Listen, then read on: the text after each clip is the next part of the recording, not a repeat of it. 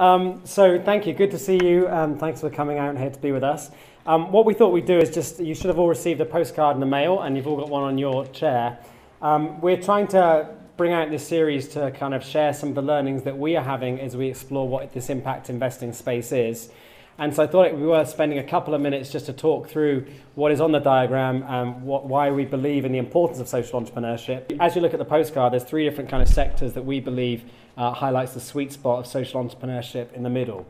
So the first one is talking about traditional government. And so traditional government work is safety net driven, regardless of one's view of the effectiveness of governments. Most countries in the world have one, with maybe the exception of Somalia, and they have a role to play to be safety net driven. And that's traditionally out of necessity. They need to be doing things because they have to. They're prone to inefficiency, and they are limited in the scope of what they're able to achieve. The second circle that we wanted to kind of unpack was traditional non-profit. So the Eleos Foundation is a registered 501c3. We have come out of being a more traditional non-profit working in this space. And there's different views that one may have on non-profits, but some statements which I think are true is they're reliant on generosity to have their success. They can often challenge the dignity of the beneficiary if things are given away for free, if things are not being worked for, if things are not having revenue streams come in, then that can often have a challenge for the dignity of beneficiaries. And often connected with that is the fact that they're sometimes unsustainable. So they're dependent on generosity, they're dependent on donations, which leads to them being unsustainable. Then we have the third circle, which is the traditional for-profit. And again, we believe that can often be bottom line driven, which has a legal motivation to be accountable to the shareholders, to make sure they're having the biggest return possible. Often that can have a direct negative social impact.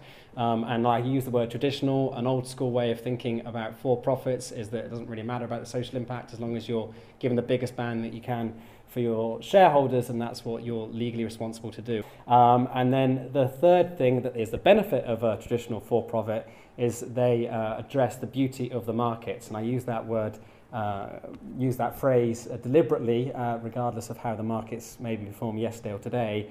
The beauty of the market in terms of the appealing to human nature to be able to work and to be rewarded. And so what we believe at Eleos is the line for social entrepreneurship is how we can bring together these three different sectors and find the sweet spot in the middle of those sectors. So you've got traditional government, traditional non-profit, and then traditional for-profit, and then slap bang in the middle of that is the social entrepreneurship space, which is what we at Eleos are working with and which we're going to be talking about a bit more today. So just a couple of factors linked in with social entrepreneurs.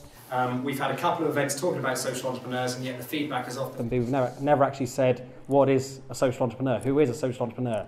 We talk about it, but what does it mean?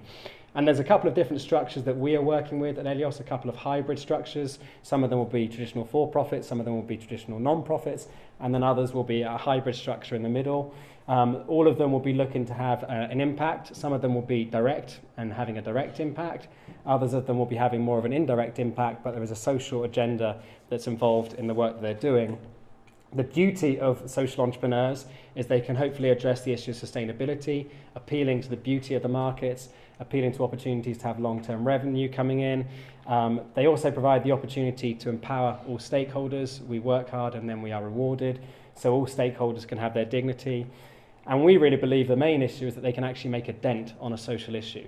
And so that's kind of a brief snapshot of why we at Eleos are working with social entrepreneurs. We believe they are one of the biggest opportunities today to make a game-changing impact on the fight to eradicate extreme poverty.